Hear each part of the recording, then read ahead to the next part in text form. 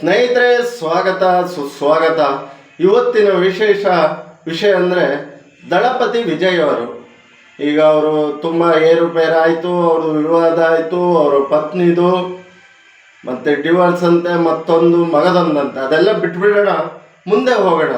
ಮೊನ್ನೆ ಅವರು ಪಕ್ಷದ TMKಯಲ್ಲಿ ಟಿಕೆಟ್ ಅನೌನ್ಸ್ ಮಾಡಿದ್ರು. ಇವನೇನಪ್ಪ ಇದು ಹೇಳ್ತಾರೆ, ಟಿಕೆಟ್ ಅನೌನ್ಸ್ ಮಾಡಿದ್ರು, ಒಂದು ವ್ಯಕ್ತಿಗೆ ಟಿಕೆಟ್ ಕೊಟ್ಟರು, ಅದನ್ನು ನೆನಪಿಸುತ್ತೆ. ನಿಜವಾಗ್ಲೂ ಅದೊಂದು ಆ ವೇದಿಕೆ ನೋಡಿದ್ರೆ ಎಲ್ಲರ ಕಣ್ಣು ತುಂಬಿದ್ದು. ಯಾಕೆ ಅಂದರೆ ವಿಜಯ್ ಅವರ ಏರುಪೇರು, ಕಷ್ಟದ ಸಮಯ, ಎಂಥವ್ರಿಗೂ ಒಂದು ಕಷ್ಟ ಸಮಯ ಏರುಪೇರು ಬಂದೇ ಬರುತ್ತೆ ಜೀವನದಲ್ಲಿ. ಕಷ್ಟ ಸುಖ ನೆರಳಿನಂತೆ ಇದ್ರು. ನೆರಳಿಂತ ಅಂದರೆ ಎಲ್ಲ ರೀತಿ, ಎಲ್ಲ ಒಂದು ಕಷ್ಟ ಸುಖ ಏರು ಪೇರು ಅನ್ನೋದ್ರಲ್ಲಿ ಎಲ್ಲದಕ್ಕಿಂತ ಹೋಗಿ ಯಾರೇ ನಟ ಆಗಿರಲಿ, ಇನ್ನೊಬ್ಬ ವ್ಯಕ್ತಿ ಆಗಿರಲಿ, ನಂಬಿಕೆ ಅನ್ನೋದಿರುತ್ತಲ್ಲ, ನಂಬಿಕೆ ಅದು ಬಹಳ ಮುಖ್ಯ ಆಗುತ್ತೆ.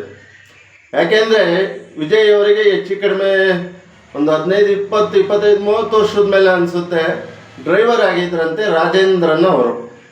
ಯಾವ ರೀತಿ ಅಂದರೆ ಅವ್ರ ಮೇಲೆ ಸಂಪೂರ್ಣ ವಿಜಯ್ ಪರ್ಸ್ನಲ್ ಎಲ್ಲ ಥರದ ವಿಷಯಗಳು ಮತ್ತು ಅತಿಯಾದ ನಂಬಿಕೆ ವ್ಯವಹಾರಗಳಲ್ಲಿ ಯಾವುದ್ರಲ್ಲರೂ ನೆರಳಿನಂತೆ ಇದ್ರಂತೆ. ಅವರು ಮಾತು ಚಾಚು ತಪ್ಪದೆ, ಎಲ್ಲೂ ನಂಬಿಕೆ ಅರ್ಹವಾದ ಕೆಲಸ, ನಂಬಿಕೆ ವಿಪರ್ಯಾಸವಾದ ಕೆಲಸ ಮಾಡಿಲ್ಲ, ನಂಬಿಕೆ ಇದ್ದು ಕೆಲಸ ಮಾಡಿ ಅವರಿದ್ರಂತೆ. ಇಂದು ಅವರು PA ಮಾಡ್ಕೊಂಡಿದ್ದಾರೆ. ಅದೇ ಅಲ್ವೇನ್ರಿ, ಒಬ್ಬ ನಂಬಿಕೆ ವ್ಯಕ್ತಿನ ಇಷ್ಟು ಎತ್ತರಕ್ಕೆ ಬೆಳೀತಾ ಇರೋ ಟೈಮಲ್ಲಿ ನನ್ನ ಜೊತೆ ನೆರಳಿನಂತೆ 15, 20 ವರ್ಷ ಇದ್ದರೂ ಅವ್ರಿಗೊಂದು ಗೌರವ ಸಲ್ಲಿಸ್ಬೇಕು ಅಂತೇಳಿ ವಿಜಯ್ ಅವರು ಅವ್ರನ್ನ PA ಮಾಡ್ಕೊತಾರೆ. PA ಮಾಡ್ಕೊಂಡಿದ್ದು ವಿಷಯ ಅಲ್ಲ ನೋಡಿ. ರಾಜೇಂದ್ರನ್ ಅವರು ನೆರಳಿನಂತೆ ಇದ್ದರು. ಅವರು ವಿಜಯ್ ಜೀವನದಲ್ಲಿ ಈಗ ಅವರು ಪರ್ಸ್ನಲ್ PA ಆಗಿದ್ದಾರೆ, ರಾಜಕೀಯ ಜೀವನಕ್ಕೆ ಎಲ್ಲ ಬಂದ ಮೇಲೆ. ಆದರೆ ಅವ್ರ ಮಗ ಶಬರಿನಾಥನ್ ಅವರಿಗೆ ಟಿಕೆಟ್ ಕೊಟ್ಟಿದ್ದಾರೆ ನೋಡಿ. ತಾನು ಏರಿದ ಮೆಟ್ಲು, ತನಗಾದವರು, ತನ್ನ ಜೊತೆ ಪ್ರಾಮಾಣಿಕ ಇದ್ದವ್ರನ್ನ ವಿಜಯ್ ಅವರು ಮರೀಲಿಲ್ಲ. ಅವ್ರ ತಂದೆನ ಕರೀತಾರೆ. ಟಿಕೆಟ್ ಅನೌನ್ಸ್ ಅದು ಹೇಳಿದಾಗ ಆ ವ್ಯಕ್ತಿ ಶಬರಿನಾಥನವರು ಪಾದ ಮುಟ್ಟಿ ಅವ್ರಿಗೆ ನಮಸ್ಕಾರ ಮಾಡ್ಕೊತಾರೆ. ಅವ್ರ ತಂದೆನೂ ಅಲ್ಲಿಗೆ ಕರೀತಾರೆ. ವಿಜಯನವರು ಹೆಗ್ಲ ಮೇಲೆ ಕೈ ಹಾಕೊಂಡು ಫೋಟೋ ತೆಗೆಸ್ತಾರೆ. ಇಬ್ಬರು ಕಣ್ಣಲ್ಲಿ ಅದೆಷ್ಟು ಭಾವುಕ ಇತ್ತು ಅಂದರೆ ಅದು ಹೇಳಕ್ತಿರ್ದು. ವಿಜಯ್ ಅವರೇ ಸಮಾಧಾನ ಮಾಡಿ ಕಣ್ಣೀರು ಒರೆಸಿದ್ರು, ವಿಜಯ್ ಅವರು ಕಣ್ಣೀರು ಹಾಕಿದ್ರು. ಸ್ನೇಹಿತರೆ, ಅವ್ರ ರಾಜಕೀಯ ಪಕ್ಷ ಏನೇ ಇರಲಿ, ಆದರೆ ತಾನು ಏರಿದ ಮೆಟ್ಲು ಮರೀಲಿಲ್ವಲ್ಲ, ಅದಕ್ಕೆ ಅವರಿಗೆ ಶುಭವಾಗಲಿ, ಒಳ್ಳೆಯದಾಗಲಿ.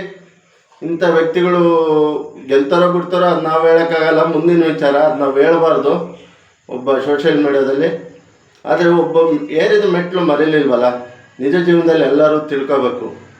ನಾವೇರಿದ್ದರು, ನಮಗೆ ಸಹಾಯ ಆದರು, ನಮಗೆ ನಿಯತ್ತಾಗಿದ್ದನ್ನು ಮೋಸ ಮಾಡಬಾರ್ದು, ಅನ್ಯಾಯ ಮಾಡಬಾರ್ದು ಅನ್ನೋ ತಿಳಿಬೇಕು ಸ್ನೇಹಿತರೆ. ಇಷ್ಟೇ. ದಯವಿಟ್ಟು ಕಮೆಂಟ್ ಮಾಡಿ, ಲೈಕ್ ಮಾಡಿ, ಶೇರ್ ಮಾಡಿ, ಆಶೀರ್ವದಿಸಿ ಹರಸಿ. ದಯವಿಟ್ಟು ಸಬ್ಸ್ಕ್ರೈಬ್ ಮಾಡಿ ಸ್ನೇಹಿತರು. ಒಳ್ಳೆಯ ವಿಡಿಯೋ ಕನ್ನಡದಲ್ಲೇ ಮಾತಾಡ್ತೀವಿ, ಸ್ವಚ್ಛ ಕನ್ನಡದಲ್ಲಿ ಮಾತಾಡ್ತೀವಿ. ನಿಮ್ಮ ಪ್ರೀತಿ ಆಶೀರ್ವಾದ ಸದಾ ಮುಖ್ಯ. ಜೈ ಶ್ರೀರಾಮ್.